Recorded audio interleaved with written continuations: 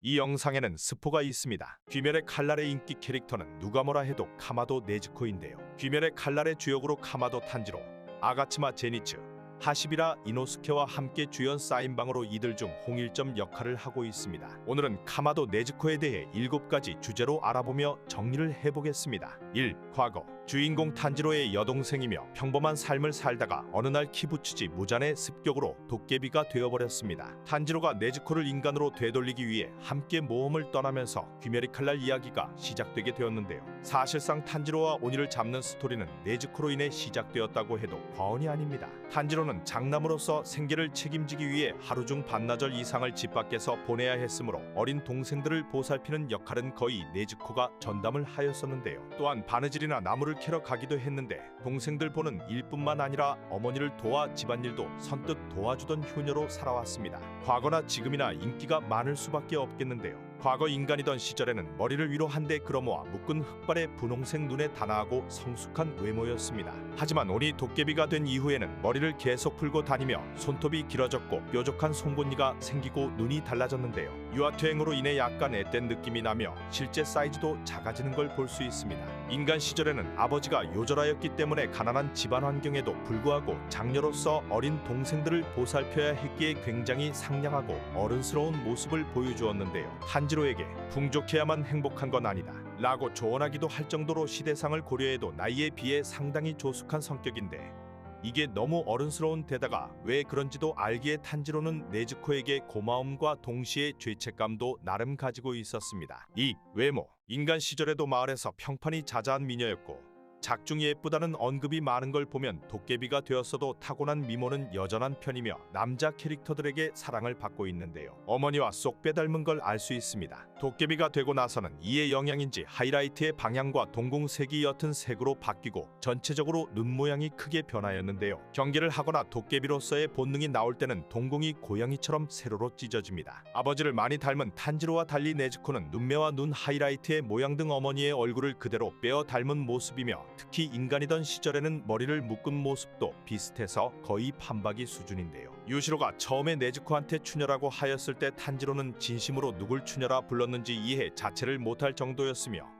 특히 탄지로가 농담을 하지 않고 순수하고 진지한 캐릭터로 그런 성격임을 감안하면 평판이 자자한 미녀라는 발언은 진실일 확률이 높습니다. 이후 유시로도 헤어지기 직전 탄지로에게 내 동생도 미인이라며 자신이 했던 망언을 정정했는데요. 제니츠도 처음에는 도깨비라며 지레 겁먹었지만 네즈코의 얼굴을 보고는 한눈에 뿅 가더니 그 후로 네즈코를 짝사랑하게 되었습니다. 귀멸의 칼날 공식 미녀 캐릭터로 보아도 될 것입니다. 복장은 3인 무늬가 그려진 분홍색 기모노에 빨간색 과 흰색 체크무늬가 있는 오비를 두르고 있으며 겉에는 고동색 하오리를 입고 있는데요. 도깨비가 된 이후로는 활동하기 편하게 기모노를 접어서 입고 다니는 모습을 보여줍니다. 3. 오니. 네즈코가 오니가 된 후로 제일 큰 특징 중 하나는 입에 대나무 제갈을 물고 있다는 것인데요. 토미오카 기우가 혹시 사람을 물지 몰라서 물린 것이지만 작중에서 사람을 무는 모습은 아직 나온 적은 없습니다. 딱히 특별한 잠금은 없는지 본인이 알아서 착용할 수 있는 것으로 보이나 네즈코 본인도 크게 불편하진 않은지 잘 때도 제갈을 물고 자는데요. 이 때문에 평소에는 음음거리며 말을 할 수 없지만 탄지로의 말을 듣는 것으로 보아 언어를 알아들을 수는 있는 것으로 추측되며 최근에는 말까지 하는 모습을 보여주었습니다. 유곽편에서 각성할 때 다키의 공격으로 제갈이 잠깐 풀렸으며 이 때문인지 마구 폭주하였지만 대장장이 마을편에서는 제갈을 물고 있어서인지 각성 상태에도 이성을 잃지 않았으며 태양을 극복하여 말을 할 수 있게 되자 그 이후로는 제갈을 풀고 다니고 있습니다. 4. 자, 안타깝게도 도깨비가 된 이후엔 자아를 상당 부분 손실해버렸고 사람을 먹지 않았기에 이 때문에 유아퇴행이 진행되어 지능이 유아 수준으로 떨어져 버렸으며 인간의 말을 하지 못하고 대나무 제갈을 물고 있어서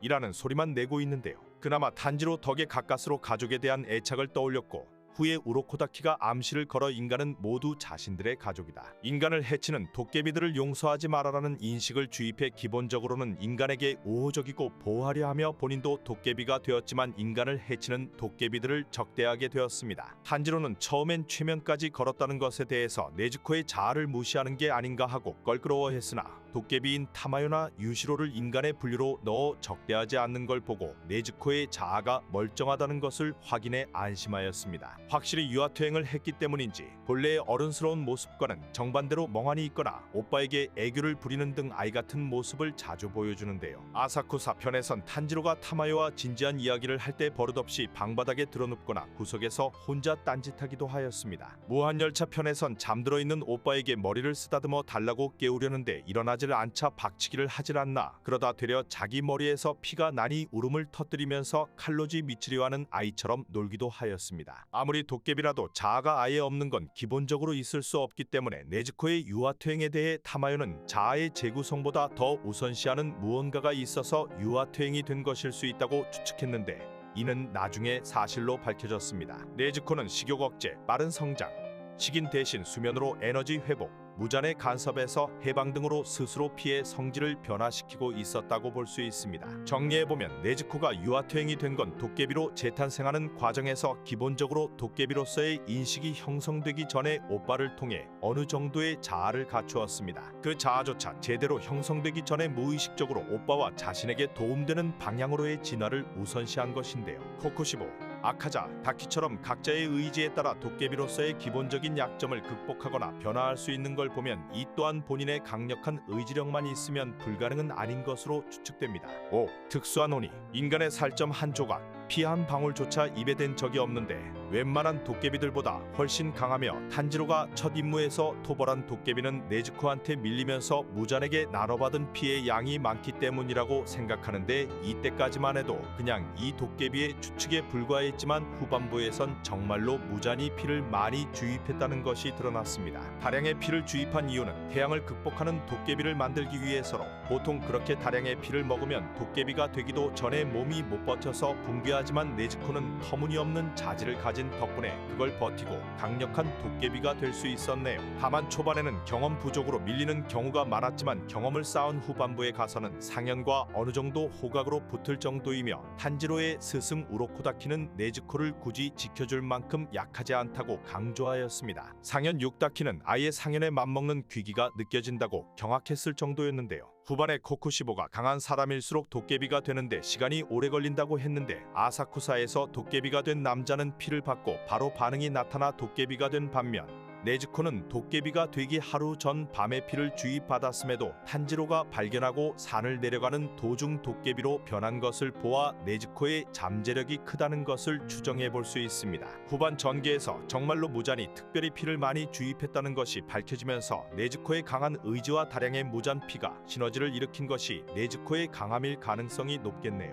무잔의 피를 특히 많이 받아서인지 인간을 먹은 적이 없음에도 최소 하현급이라는 정신나간 스펙의 소유자인 네즈코 는 초반엔 도깨비가 된 시간 자체가 얼마 되지 않았는데요. 상술한 성질 변화에 매진하느라 그리고 경험 부족으로 일반적인 도깨비 중에서나 강하다 여겨질 정도였으나 얼마 안가 혈기술을 터득하고 전투력 성장에 불이 붙기 시작했습니다. 환락의 거리편에서는 탄지로가 무호흡 피노카미 카구라까지 쓰면서까지 다키를 상대하고 있었으나 다키에게 밀리고 있었던 것과 달리 네즈코는 다키를 일방적으로 패고 있었습니다. 막판에는 상현과 무잔조차 해내지 못한 일인 태양 극복을 실현해내어 무잔의 최종 목표가 되었습니다. 진화 과정에서 식인을 수면으로 대체하도록 변화하였기 때문에 식인을 아예 하지 않고도 생존이 가능하며 도깨비들은 강해지기 이전에 사람들을 잡아먹어야만 생존할 수 있습니다. 스스로 몸을 개조한 타마요나 유시로마저도 피는 섭취해야 하는데요. 하지만 네즈코는 오로지 수면만으로 식인 충동을 억누르고 오히려 힘을 축적해 강해지는 모습을 보이는데요. 본작에서 일어나는 비극의 대부분이 도깨비로서의 식인 충동으로 발생하는 것을 생각하면 대단히 이례적인 일이라고 보여집니다. 다만 어디까지나 본능을 억누르고 있는 것뿐이지 완전히 없애버린 것은 아니라서 힘이 강해지면 강해질수록 이성을 잃고 폭주한다는 문제점이 있는데요. 때문에 강한 전투력을 가지고 있고 경험과 힘이 쌓였음에도 불구하고 후반에 제대로 된 활약을 하지 못하였습니다. 게다가 최종 국면 후반 시점에선 완전히 인간으로 되돌아와서 도깨비 시절의 전투력도 모두 잃어버렸습니다. 6.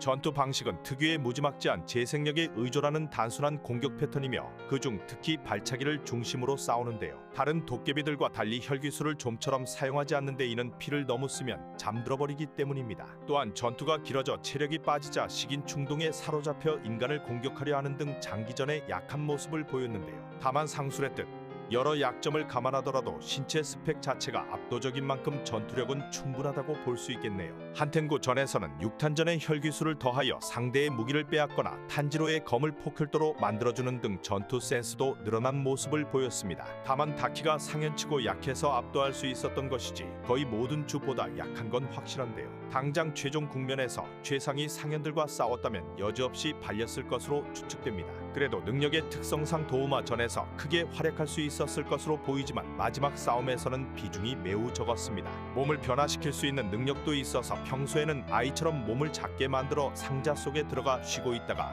싸울 때는 평소보다도 몸을 키운 상태로 싸울 수 있습니다. 7. 불. 이 불은 일반적인 불과는 다르게 도깨비 본체와 도깨비가 만들어낸 것을 태우는 반면 인간에겐 무해한데요. 작중 묘사를 보면 정확하게 도깨비에 관련된 것만을 태우며 심지어 이 불에 태워지면 상현도 재생 능력을 제대로 발휘하지 못하게 되는 것으로 보아대 도깨비용 혈기술에 가깝다고 보여지네요. 도깨비에 관련된 것만을 태운다는 특징 덕분에 도깨비의 독만을 태워서 해독하는 응용력을 보여주었습니다. 상당히 강력한 능력이지만 능동적으로 사용하려면 스스로 피를 흘려야 하기 때문에 체력 소모가 많아서 자주 사용하는 편은 아닌데요. 하지만 네즈코가 도깨비로서 점차 강해지자 사용 빈도가 늘어났습니다. 당장 무한열차편에서는 동료들을 깨울 때 잠깐 썼지만 반점까지 드러난 상태인 환락의 거리편, 대장장이 마을편에서는 소모 걱정 없이 사용하였습니다. 팔포켈도 탄지로의 흑도와 네즈코의 혈기술 포켈이 합쳐져서 생긴 기술입니다. 네즈코의 포켈로 인해 탄지로의 검이 붉게 변하게 되는데요.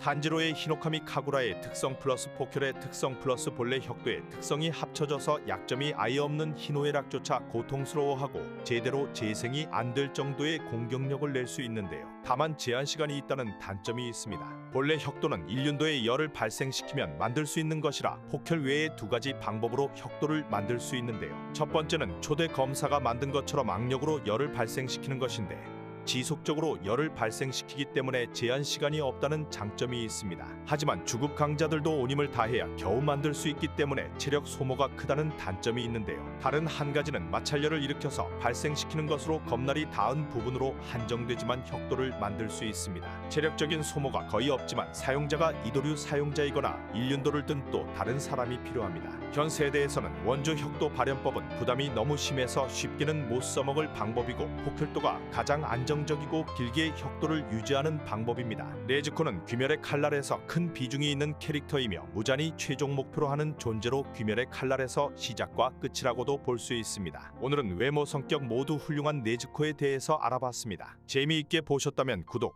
좋아요 부탁드리겠습니다. 감사합니다.